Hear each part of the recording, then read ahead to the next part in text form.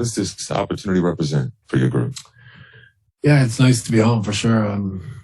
We'll pay for it some other time in the season. It all evens out, but we'll take advantage of being home and, see if sleeping in our own beds and not being on an airplane every other night helps us.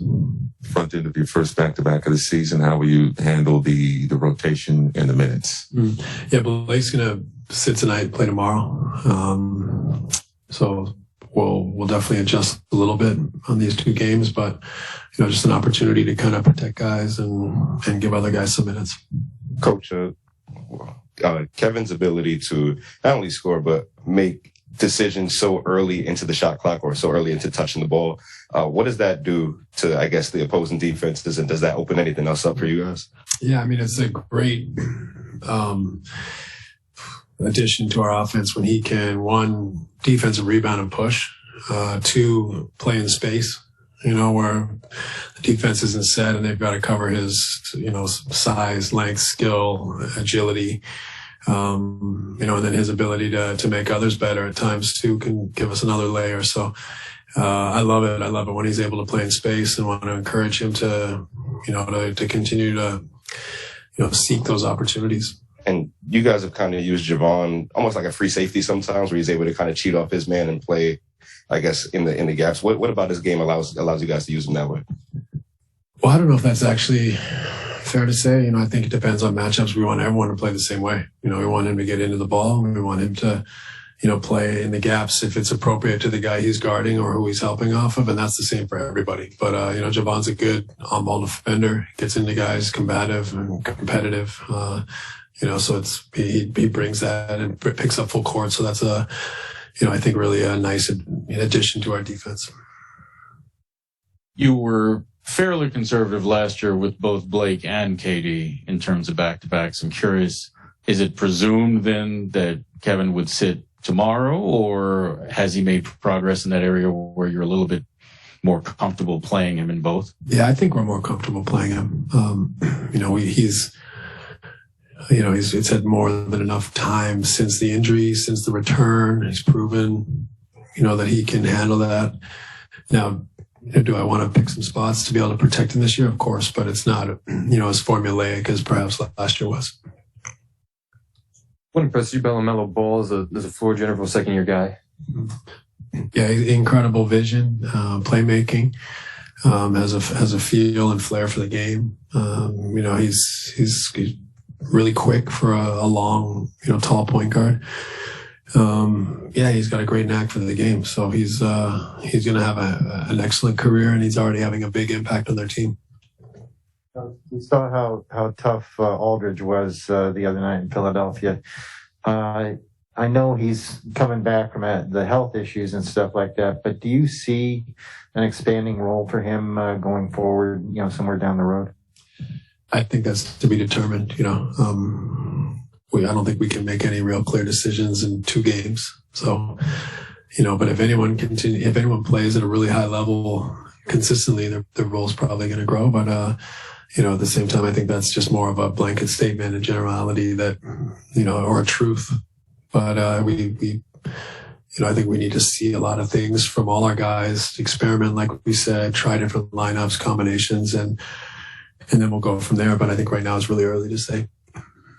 Coach, you talked about experimenting with different lineups, and even in regard to, Bruce not playing thus far, etc. Having played it out now 2 games, how do you manage kind of the competitive aspect of it, of maybe knowing, okay, this lineup, it may not be my best, but I need to see it. But we're in a game, and how do I deal with that? But I still want to win, but I need to see this lineup. Just kind of that balance of knowing you're in fact-finding mode, but you're also obviously want to win every time you play. Yeah, I think, you kind of summed it up in the question. It's just a balance we try to reach. You want to win the games, but you don't want to overreact. You also know that sometimes you may have to sacrifice moments and eventually a game here and there because you are exploring more than, worrying about the result.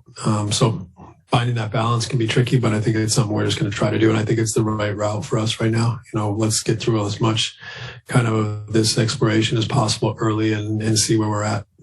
In terms of the defense in that Philadelphia game, what did you see change? Was it something strategic from an X's and O's standpoint in how you attacked Philadelphia defensively, or was it what you were talking about pregame about effort, hustle, and those little things?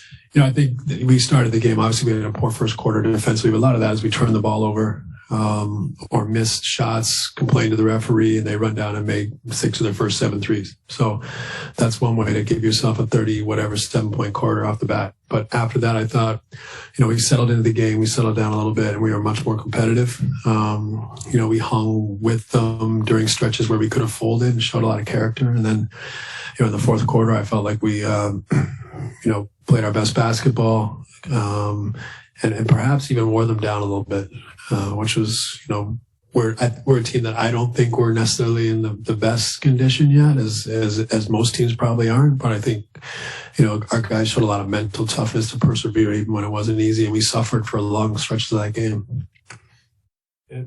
What the Patty Mills fouls with 15 seconds to go up by 3 strategic? Yes. Or because he seems to be like the only coach who consistently foul up by 3, kind of very FIBA-like. So it's like a consistent thing. Yeah, I think that's our philosophy.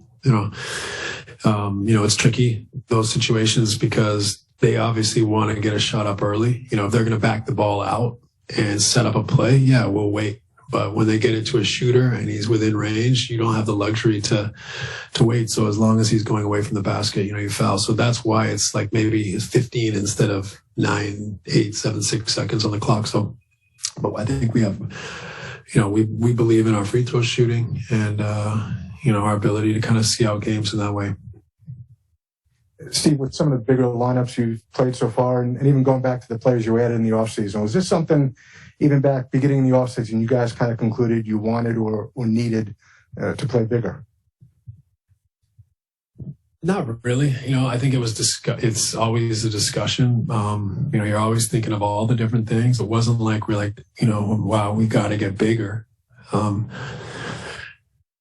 But I think what happened is we had an opportunity to get quality players that are bigger, and so that was what was the best was available, and we didn't want to turn down the opportunity to get some of these guys that, I think make our team better. So we're exploring the bigger lineups, but who knows? Maybe we'll become a big team. I don't think that any of our big lineups are really big. They're kind of small, big lineups.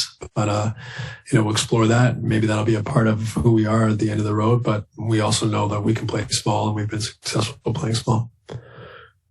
Going back to something you said earlier, I mean, there were in the first half of that Philly game, there were a lot of instances where you guys got inside, but you were surprisingly ineffective in the restricted area. I mean, was it something that you discussed, them not complaining to the refs and just kind of keeping their head down and getting on with it? And do you think those just kind of evened out in the second half?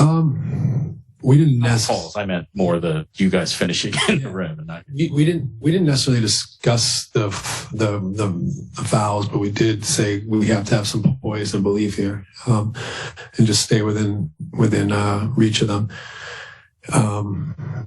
They're tough to finish on. Milwaukee, Philly, they're tough for those big centers in a drop. They fly at you on the 3-point line, push you inside the line, and you get caught a lot of times trying to challenge a terrific rim protector. But I think we found a little bit more of a rhythm and feel for how to combat that, not at the basket, but with obviously LaMarcus was great in the mid range, and Kevin, and so we were able to kind of overcome it. But that's what those teams pose, and you have to be willing to take some mid range shots, and you also have to be willing to step up and shoot threes.